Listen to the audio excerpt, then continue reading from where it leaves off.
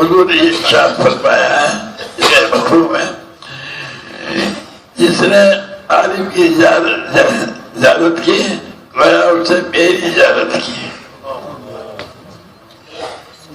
حضور نے ارشاد فرمایا جس کا حکم ہے جس نے عالم کی زیارت کی اس نے ایسا ہے جیسے میری زیارت کی۔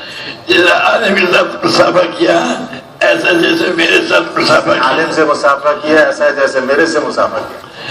جس نے عالم کی ہم نشینی کی ایسے میرے ساتھ ہم نشینی کی۔ جس نے عالم کے ساتھ ہم نشینی کی وہ ایسا ہے جیسے میرے ساتھ ہم نشینی کی۔ اور قیامت والے روز اپنے ساتھ بٹھاؤں گا۔ قیامت والے روز میں اپنے ساتھ بٹھاؤں گا۔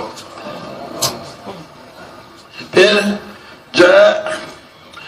جو عالم کو سلام کرے گا اللہ تعالیٰ 1000 سال کی عبادت سے بہتر عطا فرمائے گا۔ جو عالم کو سلام کرے گا اللہ تعالیٰ 1000 سال کی عبادت سے زیادہ ثواب عطا فرمائے گا۔ اور اگر ایسے زیارت کی عالم کی جب عالم خوش ہو گئے اللہ پاک بھی سب پیدا کر دیتا ہے جو قیامت تک اس کے لیے استغفار کرتا رہے گا۔ جو عالم کی زیارت ایسے کرتا ہے جس سے وہ خوش ہو جائے تو اللہ تعالیٰ ایک فرشتہ پیدا فرماتا ہے جو قیامت تک اس کے لیے استغفار کرتا رہتا ہے۔